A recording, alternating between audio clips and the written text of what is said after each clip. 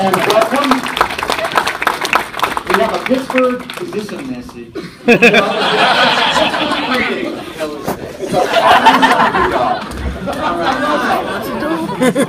a So, you know, my name is Henry, and I'm from New York City. It is a pleasure to be here in Pittsburgh. I have been here before. I've had a stomach ache at the Big O. But I've always gone back for a Frank. So, here we are. What happened? I wanted to be an actor since I was about 7 years old. I don't know how that came into my mind or my body. I just knew that if people were born to do things, I was born to try and be an actor. And my parents were very short German people. They wanted me to take over the family business. They wanted me to import and export wood. I did not want to import and export wood. I wanted to be an actor. I had no interest in wood. The only wood I was interested in was Hollywood. But I had very little sense of self when I was growing up. I was nervous about everything. I was nervous about looking in the mirror. I got, oh my God, I didn't know who that was. I didn't have a sense of self growing up. They had to put my name on my tie. Henry. And I was so dyslexic growing up, when I looked down, I saw the word heavy. But I went to private school. I failed at everything. I took geometry for 4 years, same course. Summer school, regular school, summer school, regular school. I took geometry until I did not graduate with my class. I got my diploma in the mail. Let me say that was 1963. Today, in December 2014, not one person has ever mentioned the word hypotenuse to me.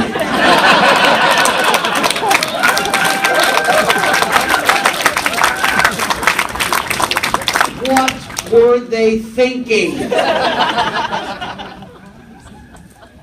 I have finally come to the conclusion that we have to teach children how they learn, not what we think they should learn. You know, in America, it's really interesting. In America, we talk a lot about children, how they are the future, how our future depends on them. But we don't have to do much for kids because they don't vote. So, we can just talk about it. I think that children are people you don't talk about. They are people that you take action for. Ergo, when I finished doing the Fonz, I then started writing children's books. And I have 3 series. Hank Zipser, which is the story of me. If you haven't gotten the impression yet, I did very poorly in school. Most people apply to 3 colleges, their first choice, their second choice, and their safety. I applied to 28 colleges. I got into 2. One was Park University in Missouri. I have never actually met anybody who has gone to Park University in Missouri. I think it is like a doorway on a prairie.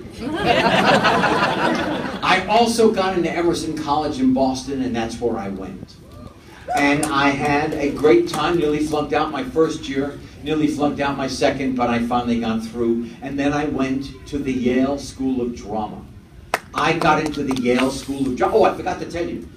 My parents had an affectionate phrase for me growing up. They used to call me dummer Hund. For those of you who don't speak German, it means dumb dog. Very supportive people. Always right there for me. Anyway, dummer Hund got into Yale. 25 actors started, 11 finished, 3 were asked into the professional company. I was one of those 3. I made $173 a week. I was happy as a bug in a rug. I was also freezing cold because in New Haven, the weather changes every 10 minutes. But I had a great, great time. And then I went to New York and I did commercials. I did chic razors. I did H&R Block taxes. I did American Airlines. And everybody that I went to Yale with said, I don't know how you can do commercials. It goes against our aesthetic grade. Their next question to me was, how do you get them? So this is what I learned. There is no one way to live. There is your way to live. There is your energy. And if you think in your mind that you can do something, that you want to try something, you don't say, oh, you know what, I can't really do that. Oh, I'm scared to do that. Oh, I'm going to put that off until tomorrow. You put one foot in front of the other. I was called dumme Hund. I was told that I would never achieve. With my partner, Lynn Oliver, we have written 29 novels I never thought I could write in my life. We have a new series called Here's Hank for second graders. And I'm very proud our publisher found a font that has never been used in America before. It makes it easier for the beginning reader to learn. And it makes it easier for them to read. In this one, this is called Stop That Frog. He gets to take home the principal's prized frog. And he is told for about 2 days that he's got to be responsible. He says, yes, I can be responsible. He goes home within 10 minutes, that frog is gone. It is amazing to me how powerful we are as human beings. I thought that I could not fly fish. I thought it was too complicated. I thought I would never get it. There were so many things that I almost didn't do because I was positive I couldn't do it. And what I found was, if you are smart enough to just say, I'm going to try, it is amazing what you will find that you can do. I now love fly fishing. I couldn't take a picture. You know, there's not a knob I can turn on a camera. You know, on my camera there are X's and O's, and there are minuses and pluses. There are f-stops. I thought that was like a subway station in New York. There's an OSO, an OSI, an ASO. I don't know what it's called. All I do is point and shoot. And I wrote my first adult book, which is I Never Met an Idiot on the River. Well, that's not true. I've met idiots on the river, but not fly fisher people. If you fly fish, you are great. This is a book of the photographs that I took when I was fly fishing on the river. I don't know. My youngest son said, hey, Dad, some of these are good. That was worth it. I'm telling you. I'm here to tell you. It's amazing. You know, when I was a child with those short Germans, my father spoke 11 languages. I only spoke one. I had trouble with English. But he talked to me in 11 languages every day. He said, why do you think I bought the business over here? I said, besides being chased by the Nazis, Dad, was there a bigger reason than that?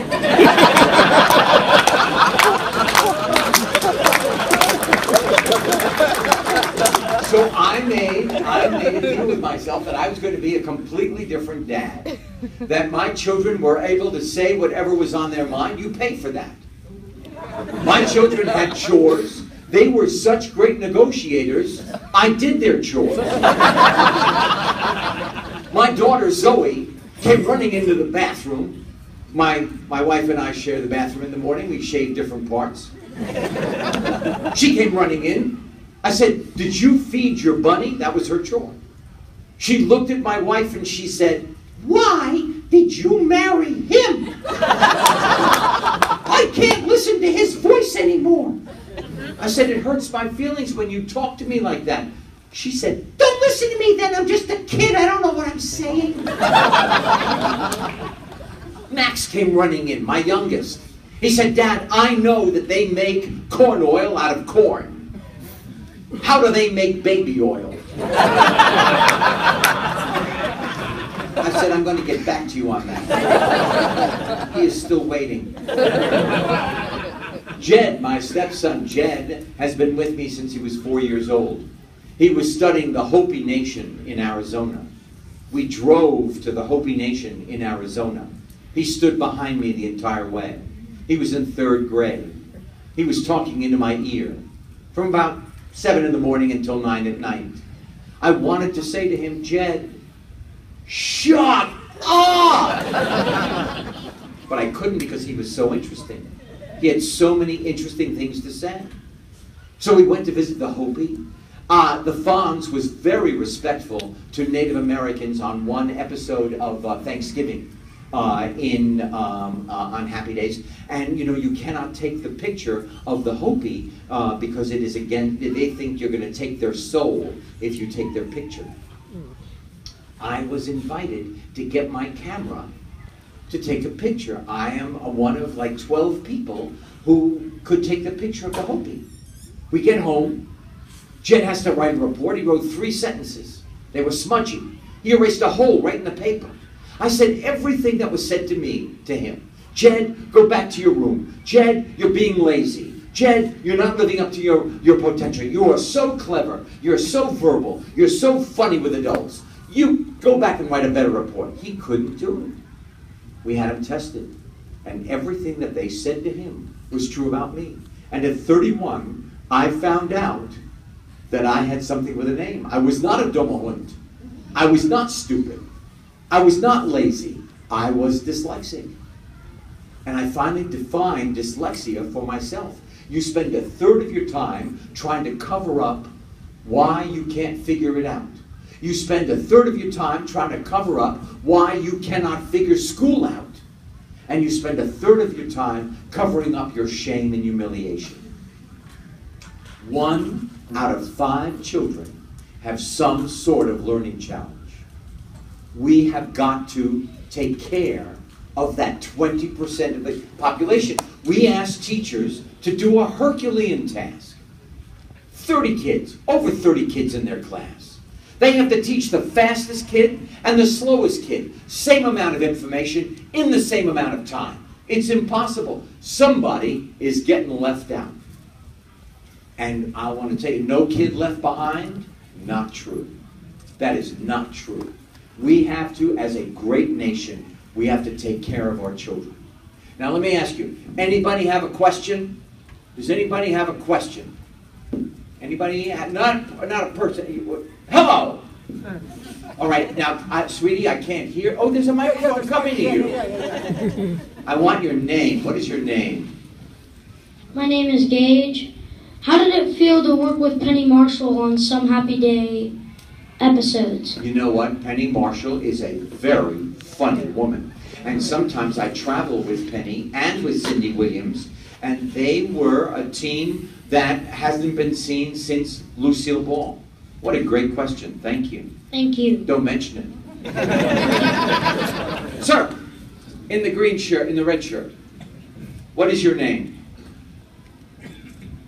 Russell. Hi, Russell. How was it like with the water boy on set and working with Adam Sandler? Adam Sandler is one of the 3 geniuses that I worked with. Gary Marshall, Adam Sandler, and the man who invented Arrested Development, Mitch Hurwitz. They are brilliant. Adam, for as goofy as he is in charge of every frame of the movie he makes. He is the producer. He is the last say on the funny. He is a great man. Yes, my darling.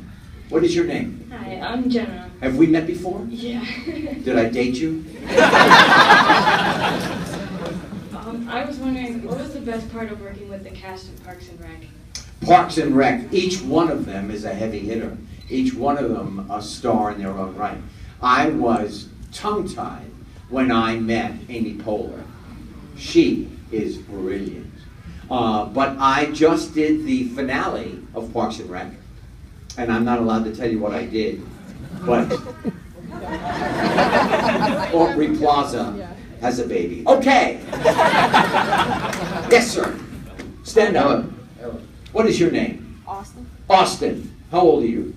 12. You look great, buddy. All right, what's your question? How do you feel about being a teacher on Here Comes the Boom? How do I feel about being a teacher? You know what? School was so hard for me. I loved being a teacher because Mr. Rock, who is in Hank Zipser, was my real music teacher. And he was the only one who said one sentence to me. Mr. Rock said, "Winkler, if you ever do get out of high school, you're going to be okay." And I kept that sentence in my heart until yesterday. He has stayed with me because I hung on to that one sentence for my entire career. And I've had a pretty great career, didn't I? Yep. Being a bad student. See? All things are possible.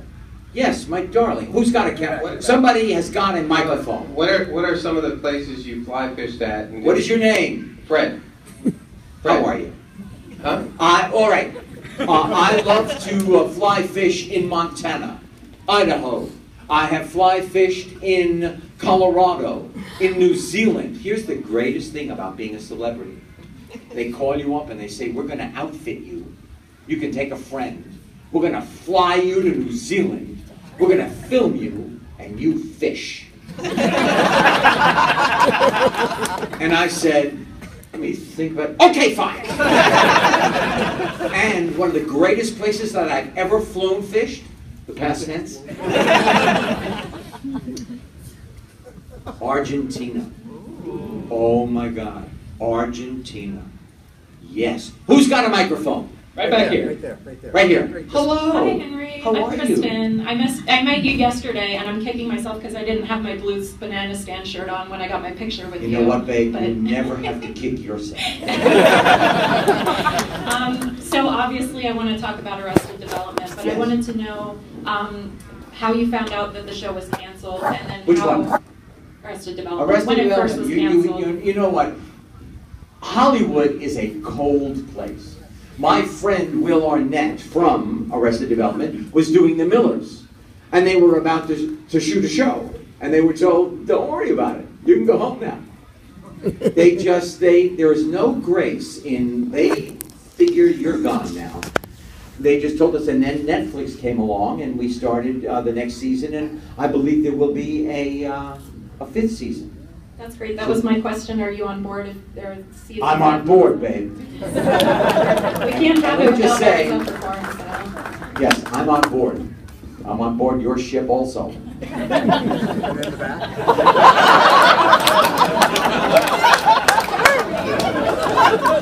Right there. Who's got a microphone? Hi, I'm Stevie. I just wanted to say that I loved you in Holes. Thank you. And I wanted to know what you thought of the cast from Holes. You know, listen, I have no pride. I have a picture of Holes at my table. Okay, excuse me? Did I like being in Holes? Shia LaBeouf at that time was not nuts. And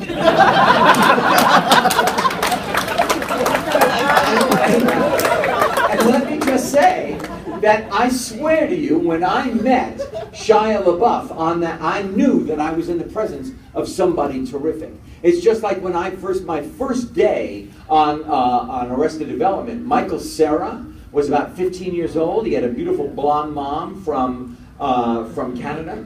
And I shook his hand and I thought, ooh, he could be president. You know, you just feel that power. Yes, my darling in the blue shirt, please, stand up. What is your name? My name is Holly. Holly. I was just wondering, are we going to be seeing any more of Eddie R. Lawson? Eddie R. Lawson, they just picked up Royal Pains for seasons 7 and 8. You know what? You have to write them and say we need to see more Eddie R. Lawson. I'm tired. You know, I ask them all the time. Who's got a microphone? What is your name? Hello, my name is Joel. Hi, Joel. You're next. Okay. No, not Joel. This person over here, also named Joel. Gotcha. Yes. First of all, Children's Hospital is one of my favorite shows of all time. Children's Hospital comes on in March. It's on the Cartoon Network, 12 o'clock at night. It's only 11 minutes. One of my favorite movies of all time is Nightshift. Yeah, me too. And can you just talk a little bit about that whole experience? Ron Howard came to me and he said, you can play either role on Nightshift. I said, well, I've played the Fonz for a long time, and Billy Blaze seems Fonz-like. I'm going to play Richie. So I played Chuck. And it was so much fun to do that movie. I think it still holds up. Michael Keaton's first movie. Now he's done this beautiful movie called Birdman. Wow. Here's a movie for adults. I'm not kidding. Very heavy, but unbelievable. Whiplash. Whiplash. Whiplash. I'm not in it. Sir. Hello, my name is Neil. Hi, Neil. Hi, Henry. How are you? I'm doing great, thanks. How are you? Good. What is your funniest moments in working on Happy Days, and how did you get involved in working on Adam Sandler movies?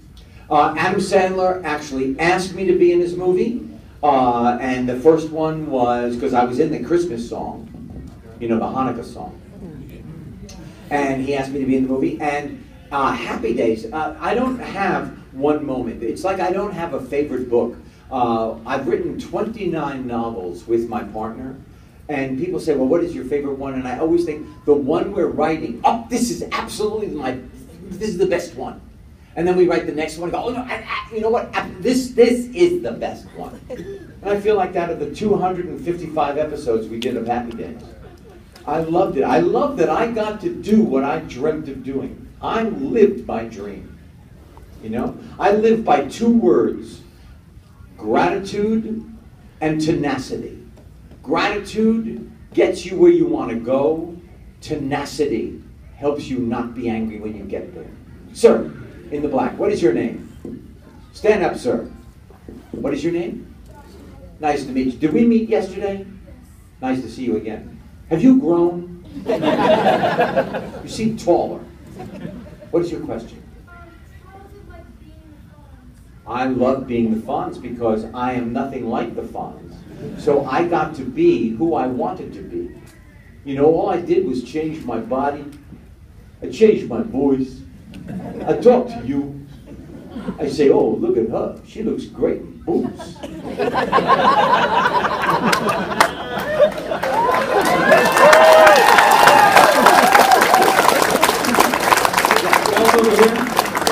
All right. Hi. Yes, sir. My name is Steve. You know what, sir? You're stuck in that section. No, I'm kidding. I thought that was going to be funnier. Okay. I was talking to the man holding the microphone. Don't worry. Okay. Well, I wanted to welcome you to Pittsburgh. Hi, thank you. No one else has yet. Thank you. In regards to Happy Days, I had heard something along the lines of the only way they would film you wearing the leather jacket was if you were actually getting on or getting off the motorcycle. Or standing next to it. And that's what caused the That is rewriting of some of absolutely the the scenes. truth. Can you elaborate on that? ABC thought that I would be associated with crime if I wore my leather jacket. So, ergo, I wore a golf jacket that was an ugly color of puce. It is very hard to be cool in puce. Gary Marshall made a deal with ABC that if I was with my bike, I could wear my leather. The first leather jacket was stolen. The second leather jacket I delivered to the Smithsonian Institute in Washington, D.C. So Dummer Hund has a jacket in the Museum of America.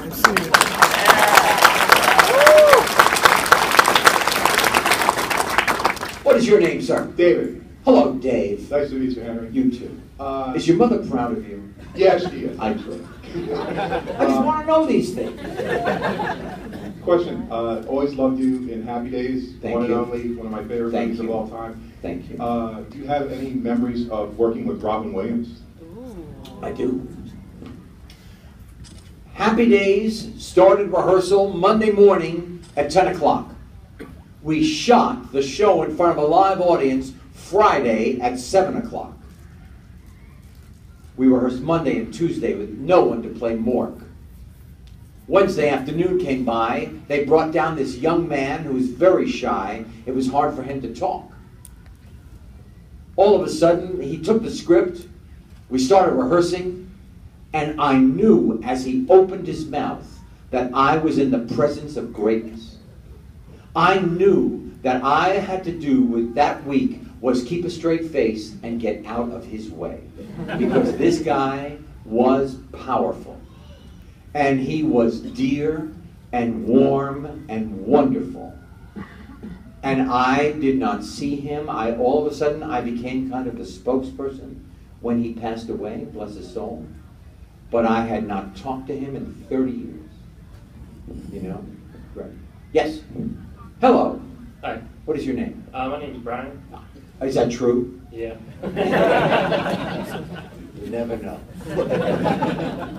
I was just curious if you ever watched Pawn Stars, and in the background of the shot, and like a lot of the shots, is a picture of you. I've watched it, but I've never seen the picture. I've heard about the picture, so I called up the network and I sent him a picture that was authentically signed to him. He never wrote a thank you note. No, I have no idea if he's received it, but I knew that. Because I knew in the show that it was the old man that signed it for him. Yeah, right. Yeah. I think they just kept it that way. Yeah. You know, but I sent him a real one. Yes. What is your name? My name's Cassandra. How old are you? 10. You are very lovely. Thank you. Of all the movies you've played in, what was your favorite? Well, I loved Waterboy. I love Click. I love Nightshift. I love Here Comes the Boom. Have you seen Here Comes the Boom? Yeah. Come on, wasn't I great? I saw that movie, I cheered at the end, and I knew what was happening. I thought it was great. Anybody on this side? Yes, you're next, sir. Yes. Hello. No. You're next. Stand up. But right now, this beautiful woman in front of you is going to ask me a question. What is your name? My name's Heather. Hi, Heather. Hi, Henry. First to come, I want to say something. I like what you said about dyslexia. Thank you. My husband is German. We have 4 children. 2 of them have dyslexia. 1 has autism. Wow. So that's really touching me. Yes. And my question is, who was your favorite actress to work with? Oh, gosh. You know what? I would have to say, the first one, Ron Howard, was... Did you say actress?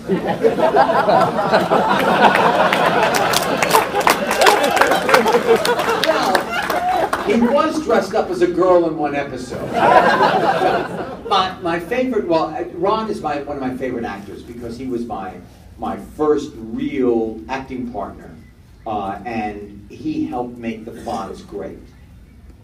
My favorite actress,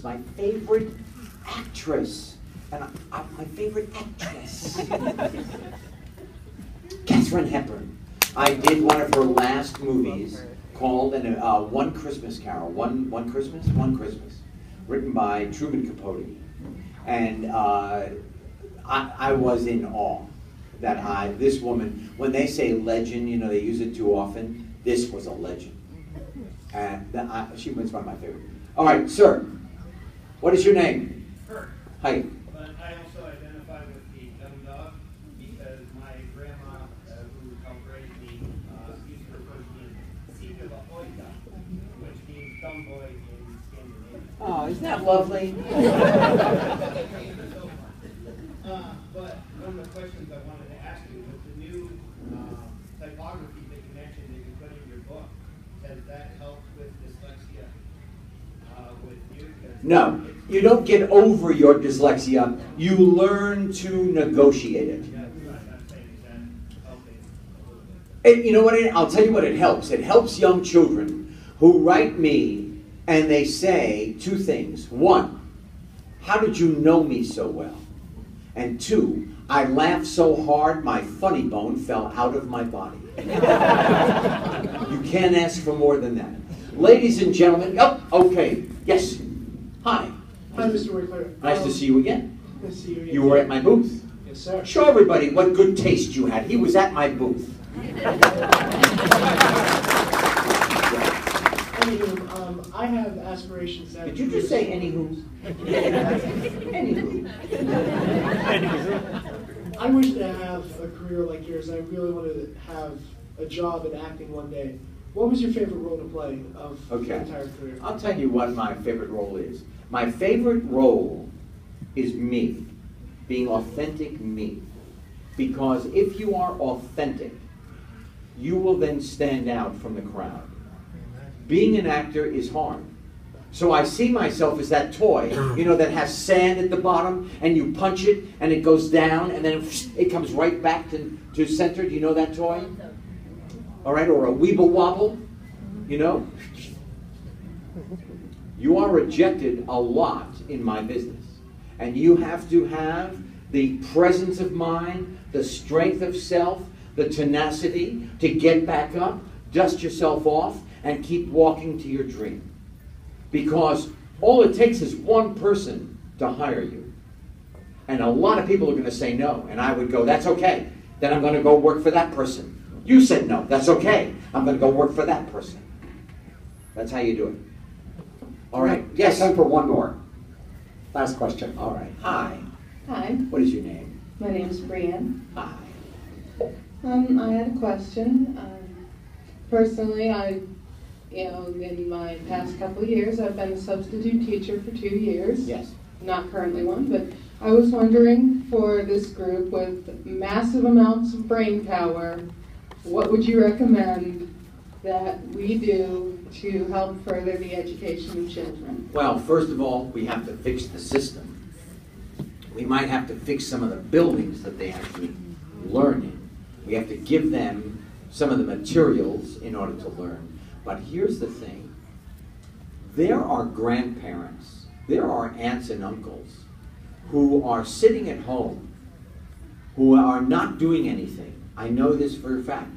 That are good at math, good at art, good at reading, good with children, patient. Why not have them come into a classroom and start to help mentor some of the children while the teacher is working with somebody else? There are so many resources we have that don't cost a dime that we could help our young people with. I would like to say this. It has been a pleasure to stand here with you. It has been a pleasure to spend this time with you. And I thank you for listening. My parents never did. Thank you so much. Happy holidays! You do better than that.